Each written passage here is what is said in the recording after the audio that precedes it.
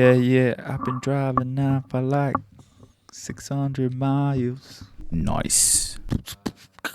Did you check out that beat I sent you, bro? Yeah, it sounds sick, bro. I didn't know you like did a little bit of producing and stuff. Dude, eh? I've got a shitload of stuff that I'm just chilling on.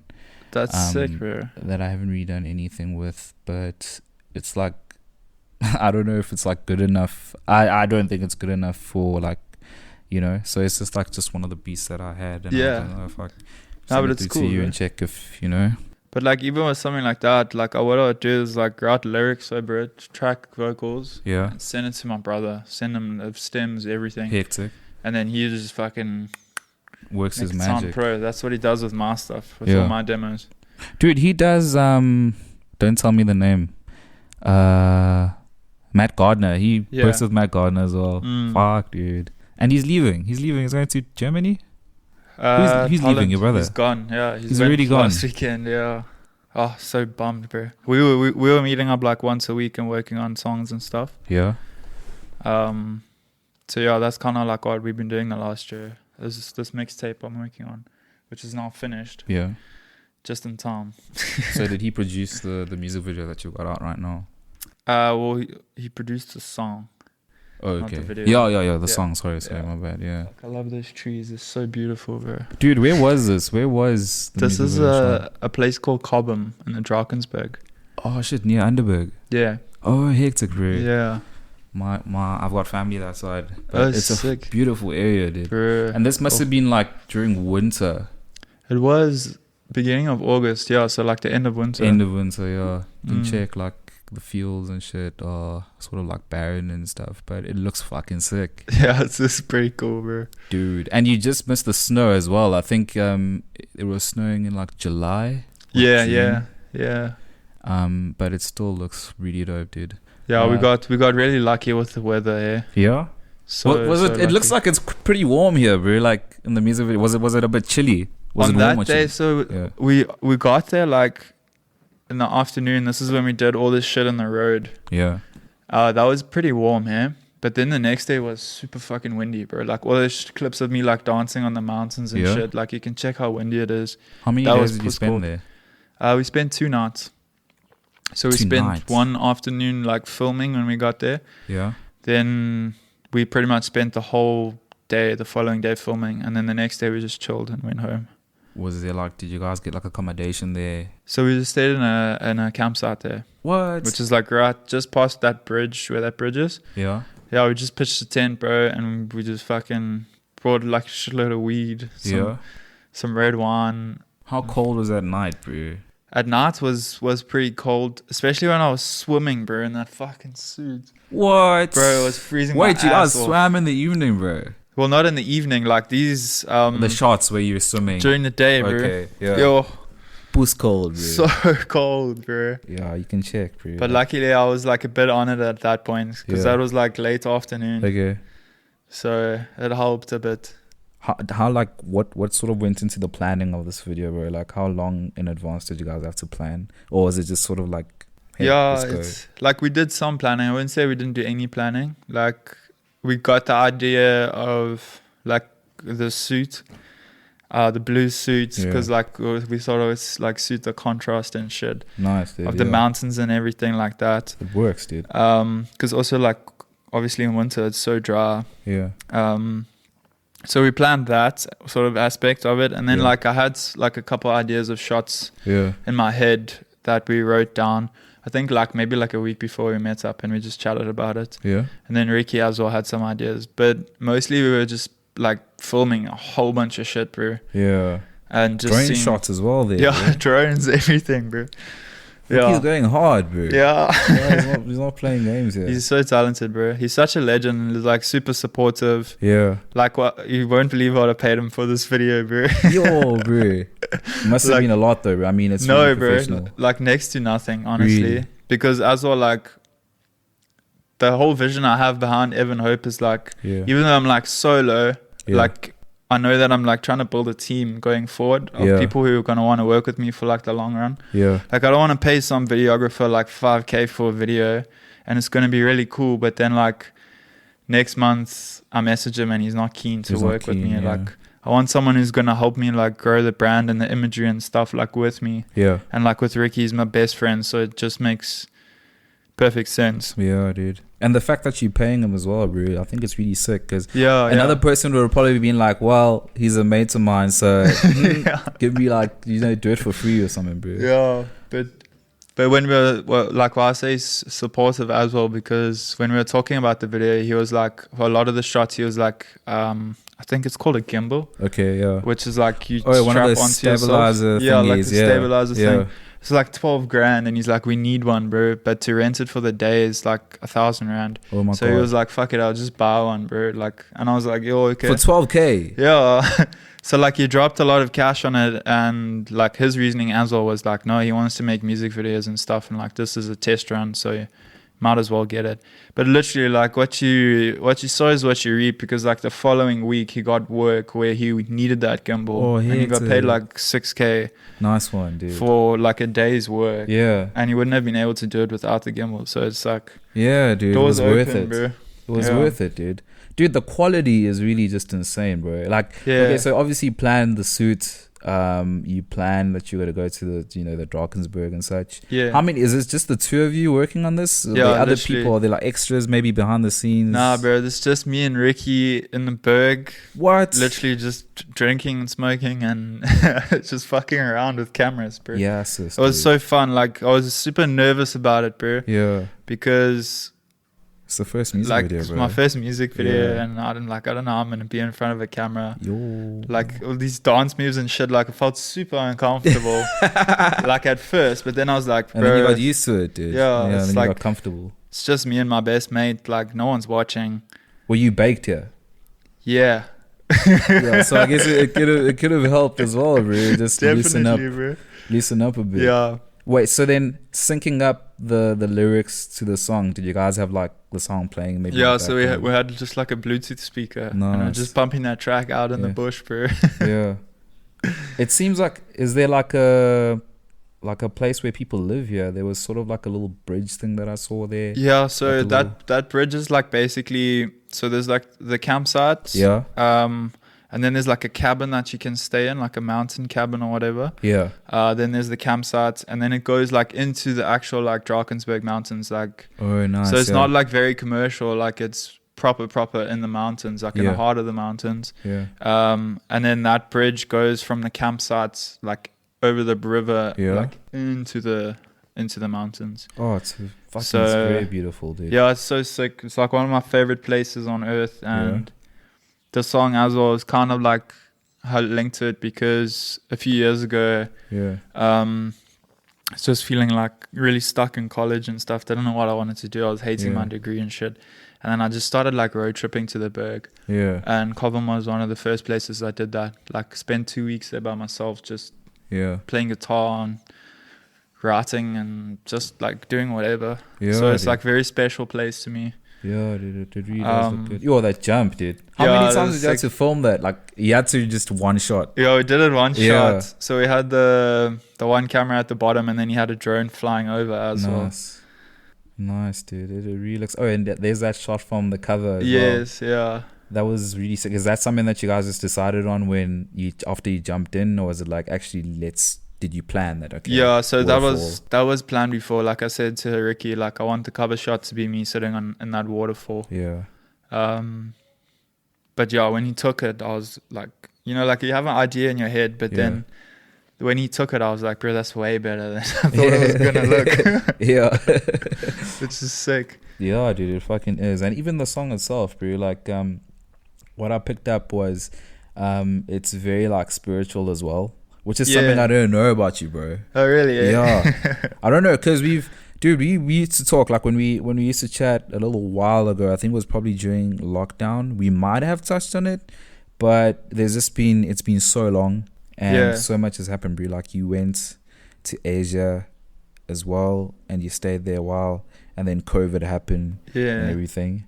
So when did sort of the spirituality sort of come in? Because you mentioned like I think one of like scripture in there, and such. Yeah, I think it's like I grew up in a super Christian household. Yeah, so that's also like kind of what the song is about. It's like I'm not attacking Christianity or anything like that. I feel like some people got the wrong impression there. Oh, is it? Yeah.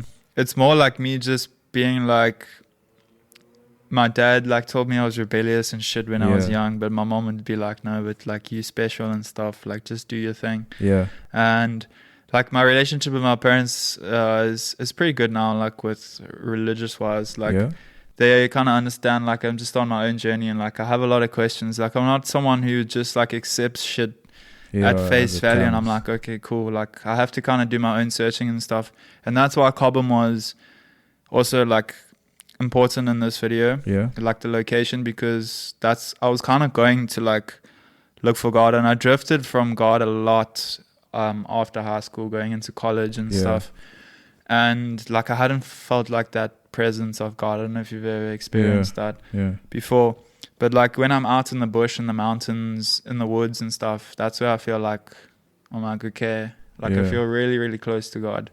So that's also like what the song is kind of about, is like me talking to God, like, are you there, like what's the next step kind of thing, like so I guess it is a spiritual song in some senses, but I think a lot of the music that's going to be coming out from me is going to be deep. It's not going to be like surface level kind of like hip hop and stuff. That's not really what I'm going for. They're not just going to be like hype tracks.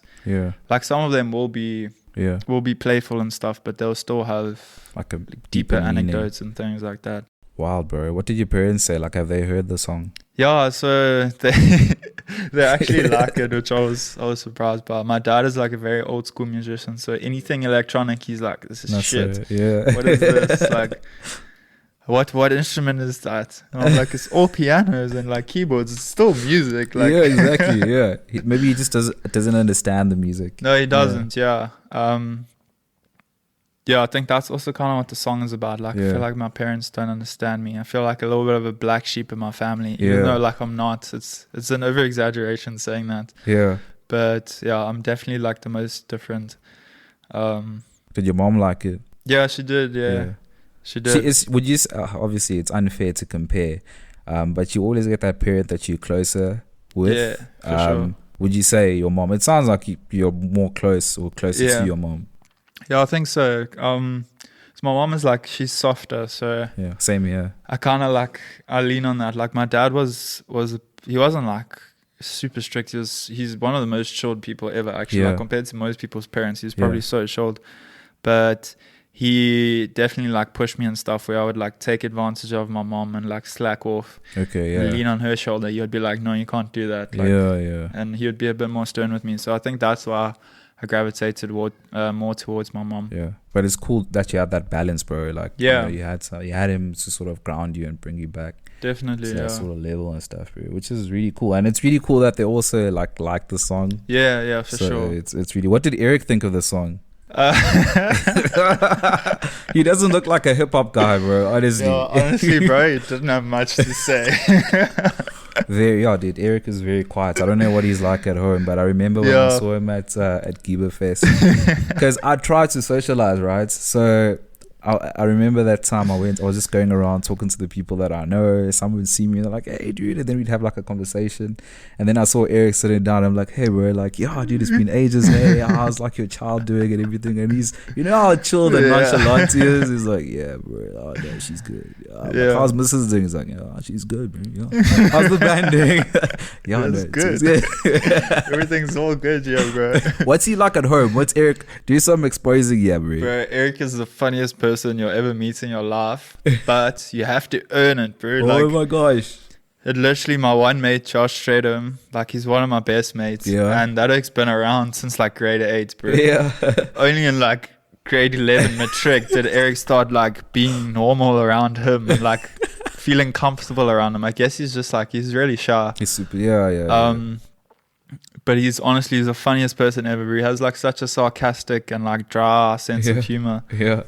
Especially now, like over the last couple of years, I've literally seen him change from like this naughty little older brother that I know who was like this flipping rugrat of a Yeah. child, caused so much shit to like this adult, like Yeah. grown up family man in like the last 2 years. Now he's like a proper dad and everything. Yo, dude. So- and he's a brilliant musician, dude. Like, Yeah, he's crazy. on man. stage, you would Mm. never think he's like a shy person. He's Yeah. just so comfortable up there. Definitely. Like the performance that you guys had at Gibaland was just, obviously we spoke about it a bit before with the like fuck ups, but you can just see Eric, like that's where he belongs, bro. Like Yeah. that's his passion and stuff, bro. Yeah, 100%. I mean, with South Walls being a thing, we mentioned the performance at Gibaland like two or 3 weeks back. How are you sort of balancing that with sort of Evan Hope? So I think like South Wolves is definitely not my main priority anymore. Okay. Like Evan Hope is this project, and like the sound I'm trying to create is definitely my main focus. And Yeah. like I work on it almost every day. Yeah, I'm like writing at least for like an hour.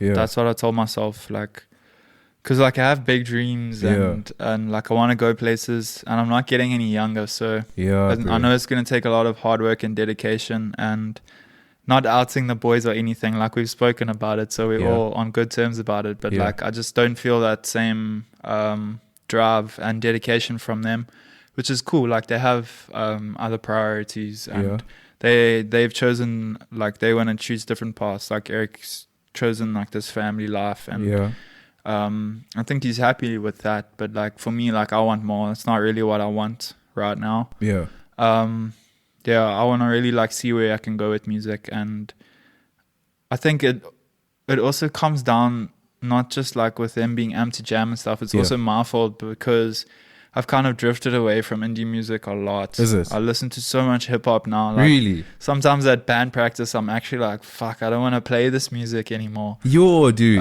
But then sometimes I really love it because like yeah, playing an instrument like drums or whatever, Yeah. anything, it's so much, it is so much fun, and it's so freeing. Like it's a different kind of expression. yeah, But with Evan Hope, I feel like I can put my message out a lot more because there's certain things that I would like want to talk about yeah, in South Wolves. So if I wrote lyrics that pertain to like a specific thing, yeah, maybe Eric kind of thinks that's a bit like out there, or Okay. he doesn't agree with what I'm talking about. Yeah. So I think that's how I was kind of like, what's the word?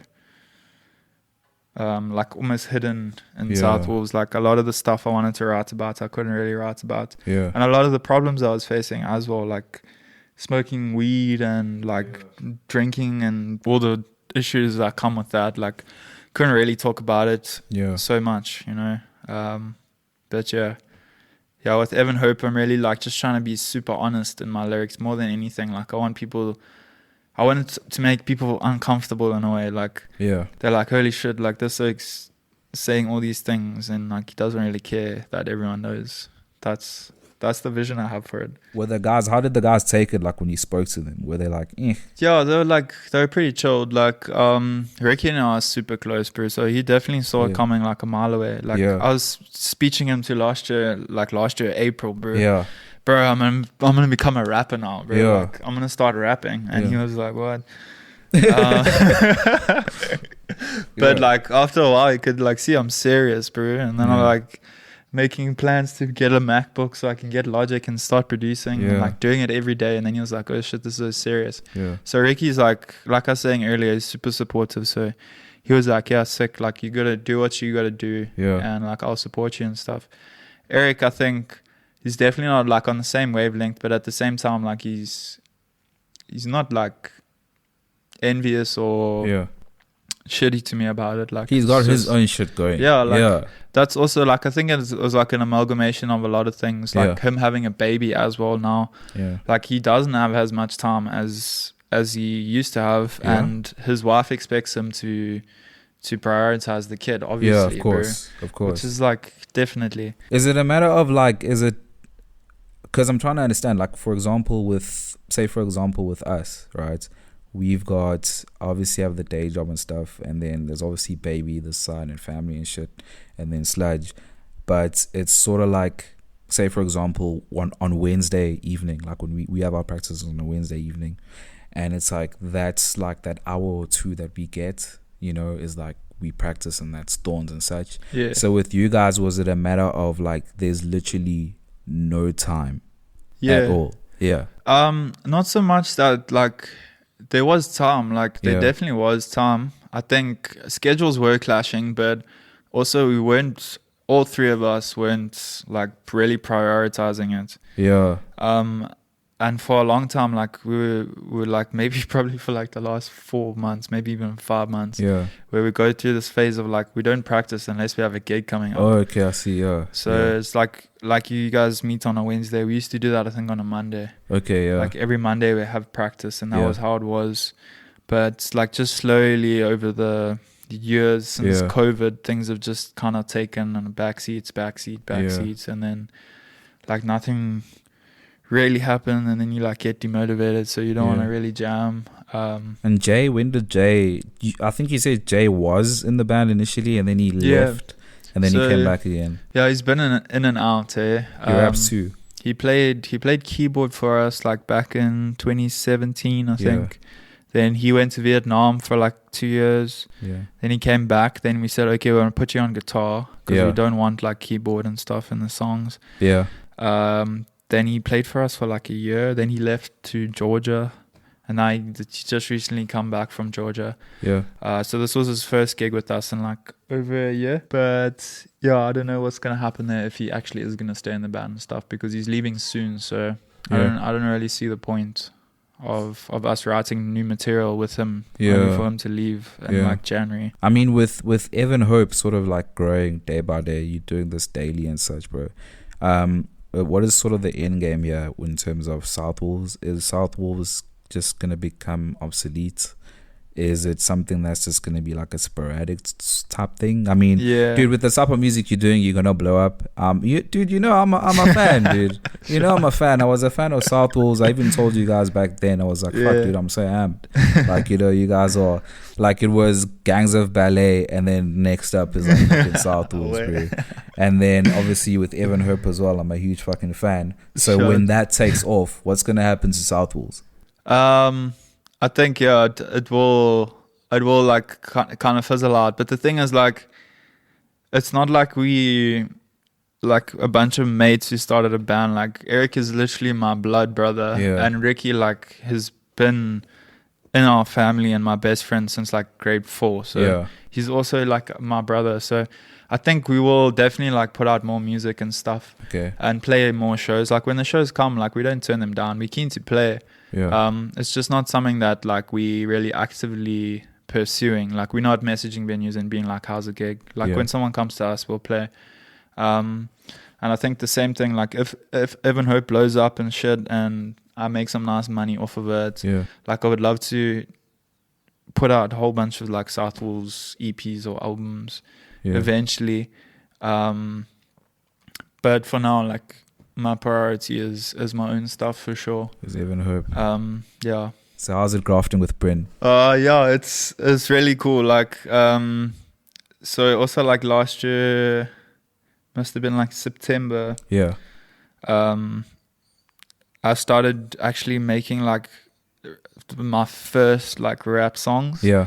Like I'd been listening to rap the whole year and slowly getting into it, and then I was like, okay, it's time to like start. Which artists? Just quickly. So I started, bro, you know, the album that got me into rap, which is gonna sound crazy, is Machine Gun Kelly's Tickets to My Downfall. That album, because it's like pop punk, but it's still got that like trap hip hop element in it, because Travis Barker produced that album, and Travis Barker obviously is a big punk drummer, but he also makes a lot of trap music. So I really loved like the crossover there with like guitars and like this punk like attitude vibes, and then all of a sudden he's rapping, and then he has like like Trippie Redd and Ian Dyer on there as well. And so then I went from MGK onto Trippie Redd, and then from Trippie Redd like onto Juice WRLD, and then like obviously the greats like Kendrick. I've always listened to Kendrick Lamar. Like the only rapper I've always listened to is Kendrick. But then like it was like J. Cole, and now at the moment it's like it's Lil Yachty for me. He's number one. Is he good? I love Lil Yachty. I don't know what it is about him, but he's just different. Like he's different. Like he's not doing what everyone else is doing, and that's why I like him. he like releases these songs that are like a minute 30. Yeah. And I was like, wait, like you can't release a single that's short. But Yeah. then, bro, he's blowing up off this music that he's Yeah. making. And it Yeah. actually leaves you wanting so much more. So you listen to the song like 5 times. Yeah. Yo, dude. Yeah, but sorry, I got so sidetracked there, bro. No, it's my fault, bro. I asked what music. Yeah. Yeah, so going back to Bryn in like September, I was like making songs with Jay on Ableton, but like super basic. Yeah. And they were sounding like really bad, obviously. And like I remember sending him like the first song I made. I got my mate's matric card, played some guitar on it. Okay. And Jay like did a little bit of like singing. It was like reggae vibes, bro, but like we were trying to rap. And I sent it to Brennan, and Brennan was like, but at the time, like, we're so stoked about this song. We're like, bro, this is so good. So I dude, sent you need to give me that song, bro. We need to. No, actually, we need to play it, dude. Yeah, we can. I've been up in my head, feeling faded. Worried about my dreams, I'll never make it. Life is right in front of you, you just gotta take it. I'm not sleeping through the crowds, I'm awakened. Told you that I'm scared, can you see my hands are shaking? Heart is breaking, heart is racing. I do just enough to get me through the evening, just enough to get me through this feeling. And everybody's laughing while we know this can't be human. We got us tripping every day, 'cause we lined up to play the game. Oh, we've been changing things for the greater good, but the good's not looking too great like they promised it would. Oh, yeah. But so I sent it to Bryn, and I'm like, hey, I'm a rapper now. Like, what do you think? And he's just like, send laughing faces. And he's like, but like, he sends laughing faces, but then he's like, you got potential. Like, keep writing. So I was like, hey, bro, if Bryn, who's like my older brother and like my musical influence throughout my life, like all the bands I was listening to in primary school and high school, I was listening to because he was listening to them. Yeah. So like he's always been an inspiration, and he's like a crazy drummer, crazy musician, can play pretty much everything, and like an insane producer as well. But then anyway, like my birthday was in October, so this is like 2 months later, end of October. Yeah. He bought me like a studio mic for my birthday, dude. bro. Like a really expensive one as well. And I was like, holy shit, bro. Yeah. Like this way, he's backing me, like he believes in me, like he can see the potential and stuff. So that was really cool. And I feel like I wouldn't have taken stuff so seriously if I didn't have someone who like said to me, basically, like, you have potential, bro. I'll help you, but you have to work hard for it. That's what he was always saying to me. Like, if I'd send him a song, he'd just be like, just keep writing. Yeah. Like, it's going to come, it'll come. And I'll look at it like compared to last year, this time where I am now, and I'm like, holy shit, bro. Yeah. The difference is insane. I can't wait to look back in 10 years and see how far I've come. Who are some of the O's, like local O's, if any, bro? That's obviously you got inspiration from like your little yardies. Well, not inspiration, but these are the O's you're listening to. Are there any local guys that you fucking listen to and you might want to work with, actually? For sure. There's so many people, bro. Yeah. Lately, I've been looking a lot at the Cape Town scene. There's a lot of cool hip hop going on down there. Do you know a guy by the name of Young NASA? He does something very similar to what you just said now about the whole like fucking Travis Barker crossover shit. Okay, cool. Listen to him. But I'll check him out. I digress. Yeah, Cape Town guys. Yeah. Yeah. So local, like if we're talking big names, bro, Nasty C, obviously. Nice. I think he's probably the most well-rounded rapper to come out of Durban ever. Yeah. Blackie is fucking blowing up like crazy, bro. Yeah. Insane. And also his range, like he can write like a R&B track in Zulu and it's going to be a hit.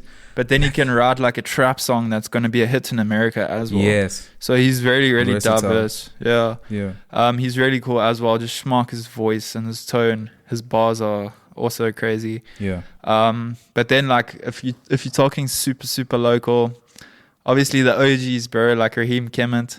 Shout outs. I remember I remember checking him when I was a lighty as well, bro, like still in high school.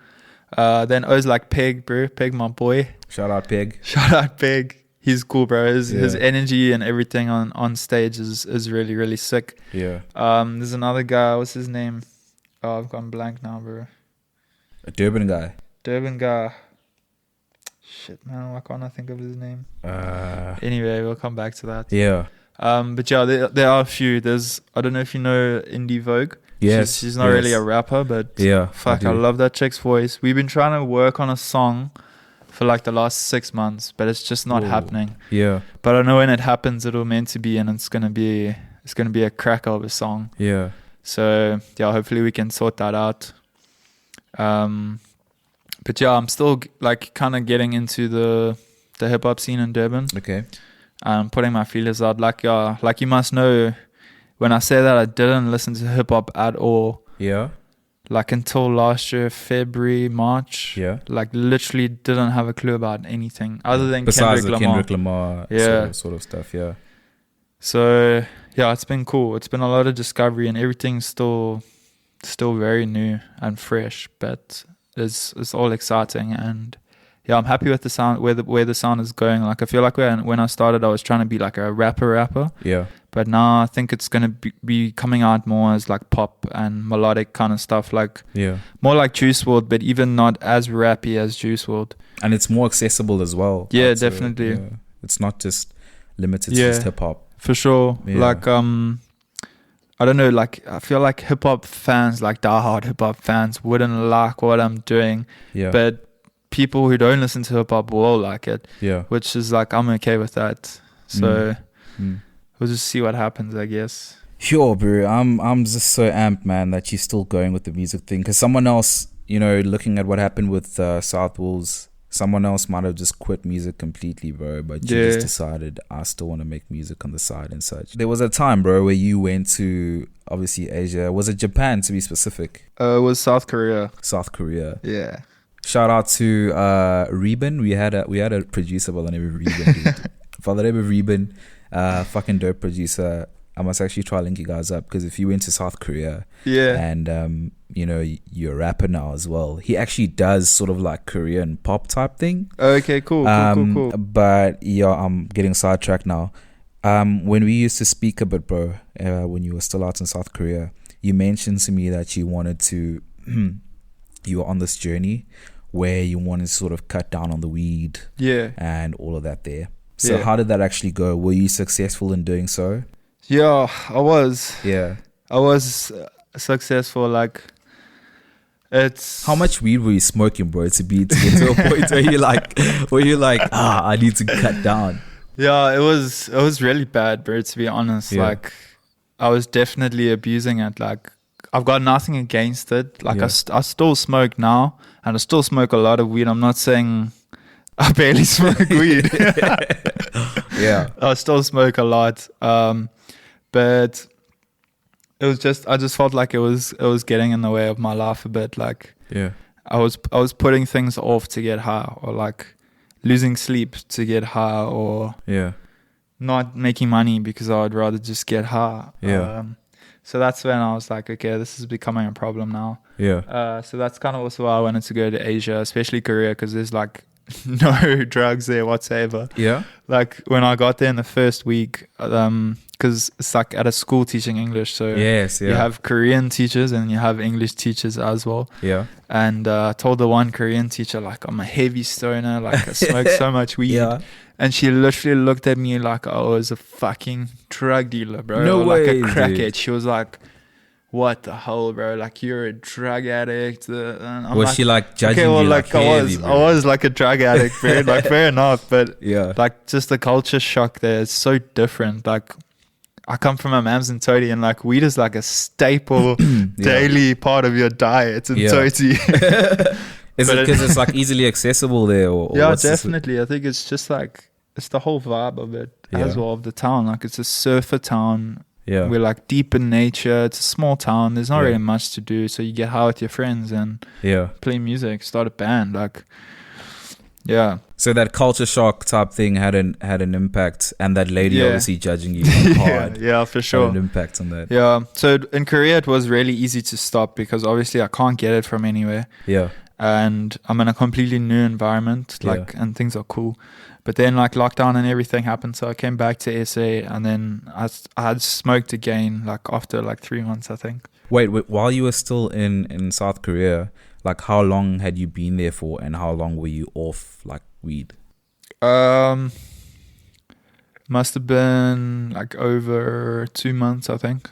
Yeah. Yeah, about 2.5 months or so. And then I came back to SA for like a month before I smoked. Yeah. And I was like just really putting it off. And then I eventually just caved in. Because now I'm like with my friends again. I'm at home. Yeah. They're smoking. So They're I'm like, smoking, and it's I'm like, oh, why not?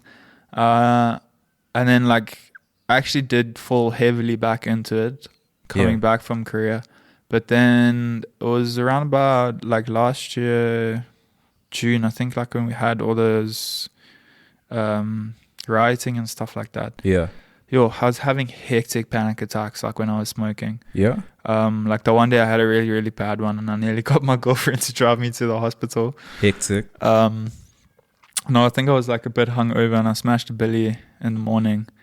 And like, you know, bongs, bro, they're so bad. Yeah. So now after that I slowed down a lot because it was really making me anxious, and I wasn't actually enjoying it anymore, which was really cool, because if I still enjoyed it as much as I did, I would still be smoking as much, I think. But now if I smoke too much, it just makes me kind of anxious. And I think that's also just like it comes with age. So just looking at the difference now, bro, because like looking at how much you were smoking pre-South Korea and how much are you smoking like now? Yeah. Like how much? Is it a lot less? Yeah, a lot less. Yeah. Like put it this way. So I was maybe spending between 1,200 to 1,500 a month on weed, Korea, bro. On weed, yeah. So I never really smoked bongs. Then I got into that one stage for a little while, but I used to smoke fucking fat dubs, bro. Yeah. Like bats. The whole thing, like the by whole yourself. thing by myself, 3-4 a day, bro. No way, dude. Yeah. So it's like, bro, it's a lot of weed you're smoking. Bro. Yeah. It gets expensive. Yeah. Now I'm spending maybe like $200-300 a month. Okay. And I That's don't a really huge improvement. like. I don't really smoke joints. Like if someone is smoking a joint, I mean, I'll smash for sure. Yeah. But now basically I just like microdose it, like sprinkle a little. Then I like roll tobacco. Yeah. So I smoke rollies. So like just sprinkle a little bit on the top there, just to feel a little bit of a buzz, not to get like goofed up and run away from my problems anymore. Yeah. It's more just like, it's like a vibe. It's not. When you say not to run away from your problems anymore, was it something that did it get to a stage where it was no longer about just, chilling? It got to a stage where it was like, it's to help me forget my problems. Yeah, for sure. And it was also like a lot of like procrastination and just making excuses and being lazy as well. Like, because it's crazy, bro. Like you're actually the first of like my mates and stuff. A lot of them will be like, well, after I smoke, I'm very active, and I wanna, I get creative and stuff. Bro. Yeah, but on your side, it's different. It was like you just got lazy. Yeah, definitely. I think it comes down to what strains you're smoking as well. Yeah. But also people who say that, they're talking shit to themselves, bro. Is it? People lie to themselves. Yeah. Like there's like if you're smoking all day every day. Yeah. You can't be active the whole day, bro. That's just gonna bring you down. You can get tired, and then you go watch a movie, and you're just gonna sit and watch Netflix all day. Like, yeah. But I mean, at least, bro, it's toned down a lot, which I'm fucking stoked. Has happened. And obviously, you've been doing. I'm sure, like we were talking about the bonsai, obviously business that you're pushing as well. Would you say things like obviously Evan Hope and the bonsai sort of business sort of help you? Are they helping? Yeah, definitely. Yeah, like a distraction. I think like before I was in Korea, like I didn't really have purpose. I didn't know what I wanted to do. So that's where a lot of those feelings are coming from, of like wanting to escape. Yeah. But now like with the bonsai business, like you can ask my girlfriend, like I hit a complete 180 in life. Like I used to be super depressed and sad and like dug myself a hole. Yeah. And then got to the point where I was like, okay, like you have to get out of here, and like only you can do it. Like people can help you and push you and stuff, but until you make that decision of like I want to make myself better, So once I started doing the bonsai, like that definitely helped a lot. Yeah. Yeah. I mean, when did that start for you? Obviously the bonsai. So- I mean, we have to touch on it, bro. It's a really, it's a key point. No, it's definitely Yeah. it's a big part of my life in the last few years for sure. Yeah. That started when I got back from Korea, and obviously I was unemployed, Yeah. so I needed to make some money, and I had sold before, like over December or something like that. Yeah. The following year, but like just like on the side kind of thing, and I made some money out of it. So I was like, let me see if I actually push it, Yeah. what will happen. And then it became like a full-time thing. It was just kind of meant to be like an interim thing. Yeah. Then I started making decent money and like really enjoying myself, and the lifestyle obviously that comes with it. Like being your own boss is great. You can do whatever you want to do kind of thing on your own time. Yeah. But it's also does teach you like discipline and hard work, because like what you put in is what you get out. So if you slack off, you're not going to make any money. Yeah. So yeah, that was great. And I learned a lot about myself and what I'm capable of, and yeah, good learning curve, I think. Where do you Yeah. operate, like for anyone who might be interested in getting like a bonsai tree from you, bro? Yeah, so I'm based in Mamsentoti, like I said. That's where my nursery's at. Okay. But you can check me on Facebook and Instagram. It's Happy Bonsai. Happy with an R. Yeah. Yeah, check us out on Facebook, Instagram. I also do deliveries all over the place. Shongweni Yeah. 3 times a month as well. So yeah. But yeah, hit me up on the socials if you're looking for some trees. Nice. I guarantee you they're the best priced bonsai in South Africa, Yeah. and they quality as well. Nice. Yeah, Dude. their That's quality. fucking beautiful, bro. Like, I'm obviously now also just to sort of round off, so as to not keep you here forever, my dude. Sure, bro. Looking at obviously new music now, looking towards the future of Evan Hope. You actually released a snippet recently. I think it was Yeah. yesterday or the day before. And there's something coming up. So Yeah. what are you actually cooking? Like, what's behind the scenes right now? So Ricky and I are busy cooking up another music video. Yeah. Yeah, so it'll be my second single. It's called Emotional. So it's off my mixtape as well, which is going to be dropping next year. Mixtape. Yeah, so that's What? that's what Massive. Brett and Okay. that's what Brett and I have been working on for like the last year, Yeah. and we just finished it up just in time before he left to Amsterdam. Yeah. So it's done now. So it's done, yeah. It's ready. Yo, It's ready dude. to roll out. I'm just delaying it slowly. Yeah. Obviously trying to have like a Yeah. build up for it. Sure, yeah. Yeah. So I'm gonna release this single, Emotional, and then release another single probably beginning of Jan, then Yeah. another in Feb, and then in March the whole mixtape will drop, which will Okay. be the 4 singles plus another 6 songs. Yeah. And yeah, basically like the mixtape, like the lyrical content actually is going to be a lot of what we've been speaking about, like Yeah. my journey of self-discovery and struggling with abusing, like smoking. Yeah. A lot of that is in my lyrics, and also like just small town syndrome shit and Yeah. drinking. And yeah, What's the tape gonna be called? so I don't actually have a name for it yet. Yeah. I'm not too sure what I want to call it. I think I need to listen to it back a few more times. Yeah. But it's gonna have 10 songs on it. Whoa, dude. Oh, Yeah, I'm so and amped. I'm so amped, Yeah. bro. and it's very diverse as well. That's why we're calling it a mixtape. I don't want to call it an album because there's not much like, there's not really any theme or common threads too much. Like there are slightly, but not a main common thread. Yeah. And it's also like coming from like an indie band as a drummer now to making hip hop music, Yeah. in the sense that Brennan and I are making it in. Yeah. It's been like a big experiment as well, like throwing in different genres and different ideas. Like a lot of the songs you might even be like, what, is that the same artist? Like, Yeah. so that's gonna That's be how like gonna be diverse interesting. the sounds are. Yeah, Yeah. which is gonna be cool, and I'm keen to see how people react to certain songs compared to other songs. Yeah. And also like to give me sort of an idea of what sound people are liking coming from me and what they think sounds cool. Because like what I like, you might hate. So it's going to be cool to get feedback. But yeah, it's really exciting. I can't wait because I've been dying to release music since like last year this time. Yeah. And I've had to wait so long. So now I'm like, yes, I'm going to release. And then there's a shitload of music coming out. Yeah. And Bryn's coming back from Amsterdam in, I think in February. Yeah. For like 3 months. So Okay. I'm busy lining up all the other demos now. So probably when he comes back, we're going to make another mixtape, which will drop end of the year and then release singles throughout the year as well. Yeah.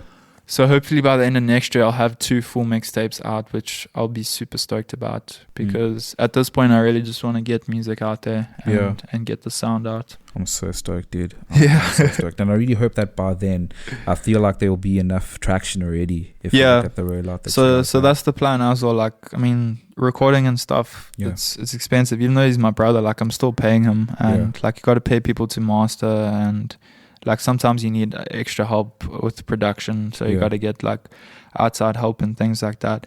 So like I've really been trying to put a lot of energy into the release of it as well, like just as much energy as I have been into actually making the music. Because like you can write the coolest song ever, bro, but if you don't market it, no one hears it. That's another aspect. So bro. what's like the point? Who runs your social media, dude? Because I feel like that's a dude. Fuck. So is that like? Has it been difficult? Has it been, how have you been managing it? It's been pretty stressful and overwhelming. Because you have to be consistent, right? Yeah. And like the amount of YouTube videos I was watching as well, like social media music rollout plan, like, and then like scripting it and like being like, okay, what do I need to do, and planning it out. And then like you say, being consistent, sticking to what you've written down. That's the hardest part. Like I feel like I released the song and for like 2 weeks, I was really like pushing it and punting it. But for like the last month, I've kind of just slacked off completely. Because also like life gets in the way. It does. A lot goes on. Like unfortunately, I'm not a full-time musician, so I can't give it all my energy. Like there's other shit, like relationships, family, and money, business. So it's pretty hectic, but it's also like I'm happy with it. Like I'd rather be independent at this point than be signed to a label and have them be putting out this image of me that maybe I don't actually like. So at least at this point, I'm in full control. So whatever I put out is up to me. But I'm just trying to put a lot of energy. Like I feel like that's also what I'm doing different than what I was doing with South Wolves. Is I'm not looking at it as like, oh, it's a band. Me and my mates, we're in a band. Like, no, bro, this is a business. So I need to track all my expenses, and in a year's time, I need to make that money back plus profit. Like, how am I going to do that? And I feel like looking at it like that way is going to put me on a different level to guys who are probably way, way, way, way more talented than I am. But they don't have that mindset, so they're going to go nowhere with it. And that's unfortunately like now with the internet, that's how the music industry is, like, especially because it's so competitive now. Like you really do have to have a plan and strategy in place for you to actually go somewhere with it. That's fucking golden, dude. It really is. Is there anything, as you're closing out, anything that you want to say to the people that have been showing you support so far, and anyone who might be tuning into this and is like, well, I want to listen to fucking Evan Hope, you know, what do you want to say to those people, bro? Overall? Well, definitely shout out to all the homies, Ricky, Carrie, Eric, Bryn, my parents, H, Barry, all the brothers, Joshy Z. When I tune them, I'm gonna win a Grammy. They're always like, fucking oath, bro. Like they believe me, which is also like really inspiring. And like, if you're a first time listener, if I can enjoy the music, check me out, send me a message, tell me what you think as well. Like I really like when people give me honest feedback. Like don't worry about hurting my feelings. Like if you think it's shit, tell me it's shit. Tell me what you don't like. Tell me what I can do better.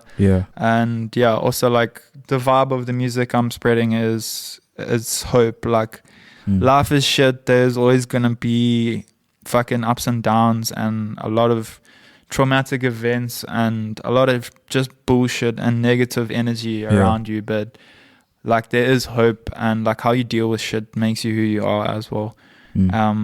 So try to stay positive no matter what you're going through, and also live your dreams, fucking chase your dreams. Like we are living in a generation now where chasing your dreams is so much more possible than it was like 10 years ago or 20 years ago. Like if you really want something, just stick to it and stay consistent. Yeah. Keep grinding. Like it might take a year, 2, 3, 10 years, but Mm.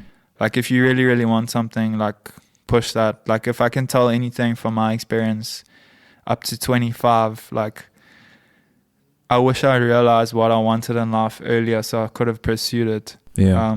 So find things that make you feel really good about yourself, and those are the areas where you need to be looking for purpose and chase that shit. Don't chase money. Yeah. Chase passion and what makes you feel good about yourself. That is so brilliant, dude. And you're spreading such a good message. Why are you spreading it under Evan Hope instead of Joel Scott? I think basically like why I wanted to use like an alter ego was because I kind of wanted to hide behind it in a sense as well. So Evan is my middle name. My full name is Joel Evan Andrew Scott. Oh, okay. So we took Evan. There was going to be Evan Dope. But then I was like, but then I kind of am like promoting weed and like drugs, like, and dope means like crack cocaine in America in some places. So people might take that the wrong way. And also like to get gigs, you can get as many gigs. Yeah.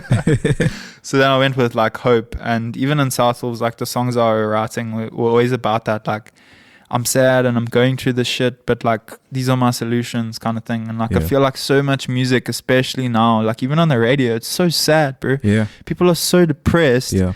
And like that's cool. I feel that emotion and like I resonated with it like in music. But no one's really being like, but these are the solutions, or like this is what I could do better. I love that, dude. So that's kind of like where the hope part comes into it, I guess. Yeah. Also just like hope for me, like hope that I will get that get Grammy. my dreams, bro, my Grammy, Yeah. But yeah, so also like I'm like quite a shy person, so I figured like if I can hide behind like an alter ego and people like not everyone's gonna know my real name. Yeah.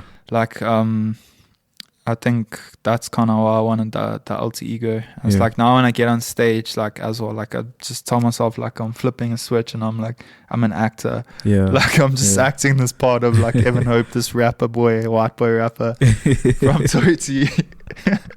Nah, dude, you fucking killing it, bro. Like, as you know, I'm a huge fan, and fuck, dude, just thank you for doing this interview with me, bro. dude. It's always fucking dope just chatting with you, bro, and just chopping it up, as the people say. So when you're looking at online presence, who did you say you are online? We've got your stuff with the bonsai. Yeah. And you personally as Evan Hope, what are your handles and such online? Yeah, so I'm on Facebook, Instagram, TikTok, and Twitter. And YouTube. Check out my YouTube as well. Please subscribe. I'm really trying to grow YouTube because you can actually make money off YouTube. Yeah. So please subscribe to my YouTube channel. It's Evan Hope Music. Yeah.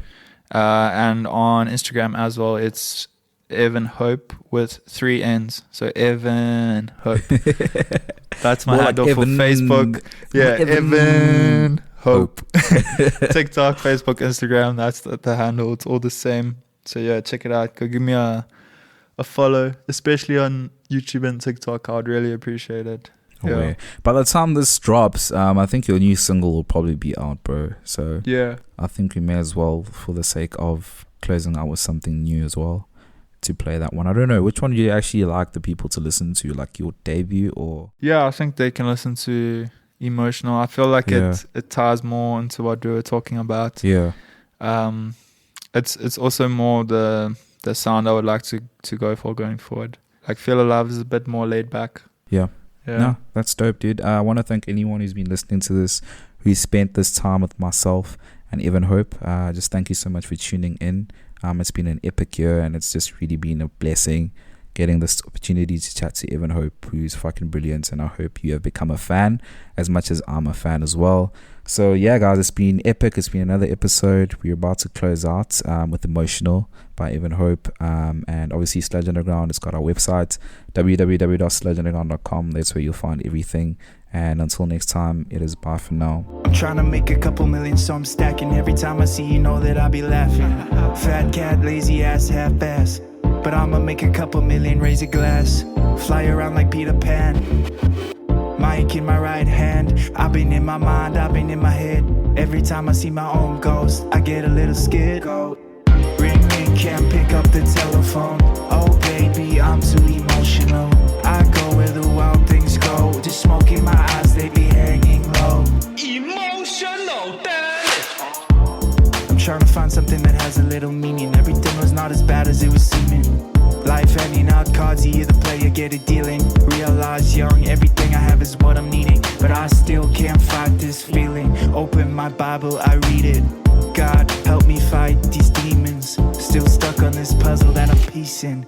Ring, ring, can't pick up the telephone. Oh baby, I'm too emotional. I go where the wild things go. Just smoke in my eyes, they be hanging low.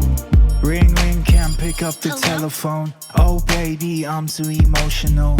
I go where the wild things go. Just smoke in my eyes, they be hanging low. When the going gets tough, life feeling really slow. It's like you're going on a trip but don't know where to go. Which way does the wind blow? Dope smoke out the window. Fire at night with the glow. I've been planting these seeds, watch them grow. Heading overseas for the shows. Never OD, it's for the pros. Baby, move your feet and move your toes. I'm climbing up over these hills. The kills, the thrills, throw them all to the wind. In the end, I'ma win. I just wanna feel some skin on my skin. Picture me in a gold Porsche or on a white horse. This life is rough, it's coarse. This life is tough.